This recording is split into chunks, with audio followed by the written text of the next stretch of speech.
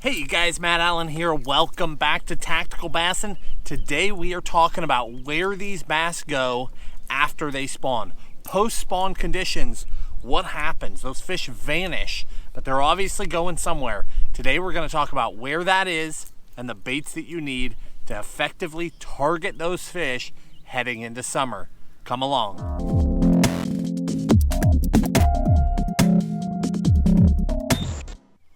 Post-spawn is a notoriously difficult time of year to catch quality bass. The big females, they dumped their eggs, they're now skinny, and they turn into ghosts. They disappear, and guys really struggle to relocate those fish. You can typically still catch some small buck males, but those bulk of fish just pull a vanishing act. Truth be told, it's not actually that tough. So here's the deal. Your fish are going to spawn in waves. So fish that are going to post-spawn actually happen over time. It's not just one big flood of fish coming out off the bank. Once the fish are up, they've done their nesting, and they back down, they come out to recover.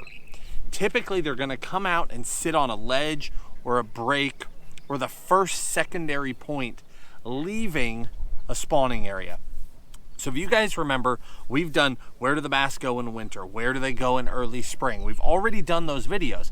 If you remember the transition in spring where they come in, they get on the secondaries and they work their way towards spawning locations, it's literally going to happen in reverse. So the bass pull off and they go to that first comfortable location. And that's where they're gonna set up and try and recover. Just let their body recuperate and then they'll start feeding again. And they choose that same place because it was their best place to feed on the way in. It's also the best place to feed on the way out.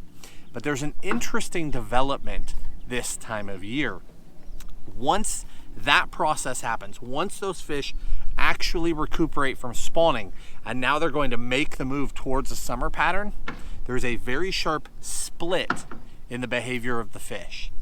Half of the fish are going to head right back up into the shallows. The other half are going to head out deep. And it really just seems to be a split. There's not a rhyme or reason to it. There are giant fish that go both directions. The bulk of the giants will go out. They like that deep water access, but the ones that do go shallow are so fun that most of us just continue to target those anyway. So we're gonna take those as two separate halves. They've come out, they've got on the secondaries. Now all of a sudden there's a U-turn and some of those big bass push back to the shallows. What are they doing? They're doing a couple of things. They're gonna go up there and feed because right after the bass spawn, the shad and the bait fish get up and spawn. And they're gonna go in there and take advantage of that. They're also gonna take full advantage of the bluegill spawn. They're gonna ambush both of those groups of bait fish.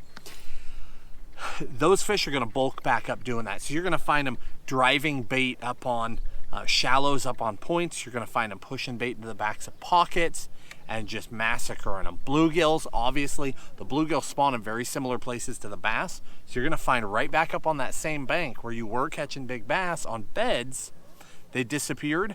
The panfish move into spawn, and all of a sudden there's big cruisers out there picking off panfish. Those fish are going to stay doing that, not that specific act, not chasing the panfish, but they're going to stay in those areas. And as the grass grows up and the cover develops going into summer, you get that hot weather. All of a sudden you start getting junk, slime on the water. Those bass are going to get right up tight in that cover. They're going to use shadows for the rest of the summer because they're up there in that hot water. So they're going to get in the shade to stay cool. There are two things that I like to do. There are a variety of ways to catch them, but the two that I think are the most fun is frogging and flipping.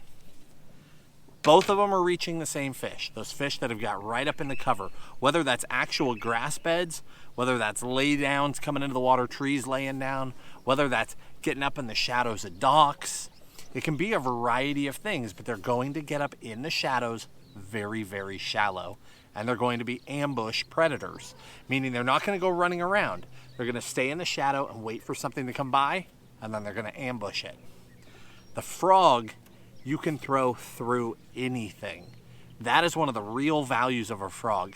Topwater as a whole is so much fun, but the frog specifically, because you can get right in the thick of the cover, is just awesome. And it will work.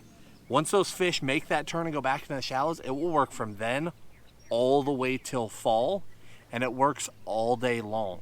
On your lake, you might find a prime time where they really seem to blow up, but most lakes, it's all day. And then punching or flipping heavy cover, I keep my setup very simple. You know, 1 ounce to 1.5 ounces weight, tungsten weight, pegged. That's a 4/0 EWG Superline hook. It's not a great big flipping or punching hook.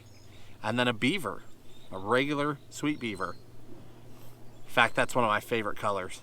We'll link all the tackle down in the video description, just like every video, so you have the specifics of what we're using. But I throw that on straight 65-pound braided line, no leader at all, and I throw it in the thickest junk, the thickest overhead cover. Literally punch your way down through, and those fish will eat it underneath that cover, because again, they're in there in the shadows. So when they really want to feed an ambush, they'll come up and blow up on the frog. When they don't, you can punch and come down to them, and they'll eat it down there in their zone. Both are incredibly effective. Now the other group of fish, they're headed offshore. They're headed out. They're headed to the ledges. They're headed to the breaks. So you're going to run the spring pattern in reverse. They're going to follow the secondary points back out. The ones that have the best cover are the ones that they're going to spend the most time on until they get truly to the outside. Then you're going to see a scatter take place where they're going to spread out on all the viable pieces of cover. But the bulk of the fish will still stay together.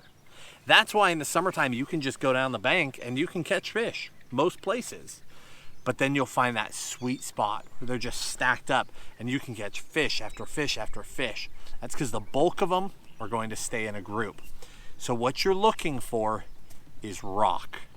Once they've gone through that cycle, those best fish, this is what I've experienced, lake to lake to lake.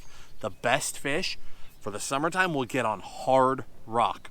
Whether that's a hard rock hump out offshore and they're just waiting for food to come around and then they come out and eat it, or it's gonna be a corner like this big corner here behind me, just a big bend in the lake. I'm out on the tip of a point. There's a sharp corner with deep water access and there's rock on that corner. They'll sit right on that rock. The benefit of those points and corners is that it's going to catch wind, which is going to generate current. Summertime fish love current. Their metabolism is high in the warm water. They're not afraid to run around, and especially on those ledges and those deeper edges.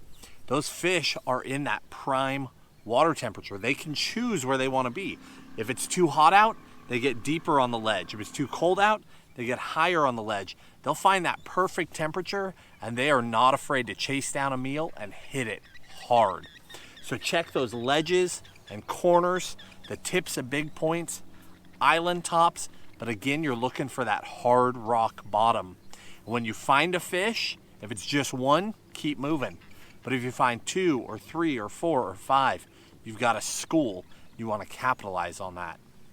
The 3 main baits that I throw going into the pre-spawn to just catch fish and to locate fish is going to be a shaky head worm, just a smaller 6-inch, 5-inch, 6-inch worm. Trick worm works great. Fat baby finesse worm works great. You're just trying to locate those fish. And then I'll use the jig, typically a 1/2 or a 3/4 ounce jig. Pitchin' style head is perfect for this because you've got a variety of different rock sizes on the bottom. Some spots you're going to pull up little chunk rock. Some spots are going to be boulders. Some are going to be that hard pan where it's just almost like a slick, like a moonscape bottom, but it's hard rock. They'll be on all that, and a pitchin' head works great over all that stuff. So a pitchin' head in a natural color with a beaver trailer works awesome. And then last is the deep crank.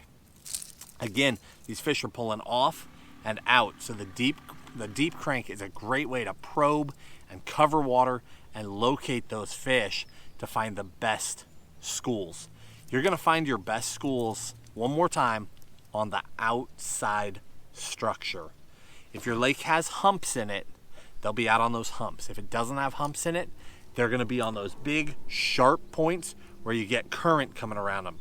If you're on a river system that's dammed up where it's actually pulling water, it makes it incredibly easy. You just find where the maximum amount of current is coming around a rocky outcrop, whether that's in 10 feet of water, 20 feet of water, 30 feet of water. You check those outcrops, you will find those fish. If you're not in a fishery that has a natural pull, then what you're waiting for is wind. Wind is gonna create current, it's gonna generate that water movement, and the fish are gonna behave the exact same way and become very predictable. But a bait like a DD22 or a 6XD, and you want that sound, you want rattling. If I could only have one, I go with one of these natural but bold shad colors, not a ghost color.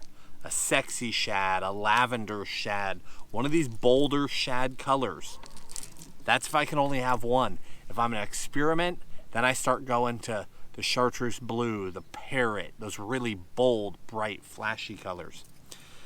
The 6XD and the DD22, the value of these two baits is that I can fish shallower stuff because their dive angle isn't so steep that I can't fish shallower water.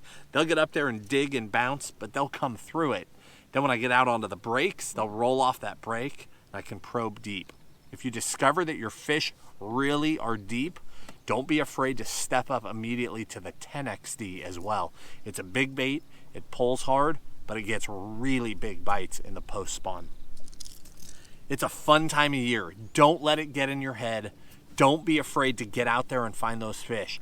It's tougher than the spawn because you can't visibly see the fish anymore. It's tougher than the spring because they are not just piling in day after day after day coming across a spot. Instead, they're doing the opposite. Day after day, there's less fish on your spots. But if you get ahead of them, follow the move, check those secondary points and transition areas, you can get back in front of those fish. They'll be piling to you again. And then when they finally get to the end, you can find those mega schools. And this is that time of year when those mega schools finally get grouped up as we go into late May into June. That's the time of year where you see guys pick up that giant crankbait and just catch big one after big one after big one after big one. It's really fun. It's different than the spring. It's not the swim bait. It's not that going up and pitching into cover and checking every sweet spot that you've got. Not by the time you get to summer. It's checking that outside stuff. That's where your fish are headed. That outside stuff. Find a group of them set up on that cover. Pick up that big crankbait and melee them. And if it shuts down, switch back to that jig or that worm. And then if you want to just completely flip the switch, abandon that altogether, head super shallow, get up in the junk, grab a frog and a flipping stick, and have a blast. Guys, if you enjoyed the video, hit the like button, subscribe to the channel. We'll talk to you soon.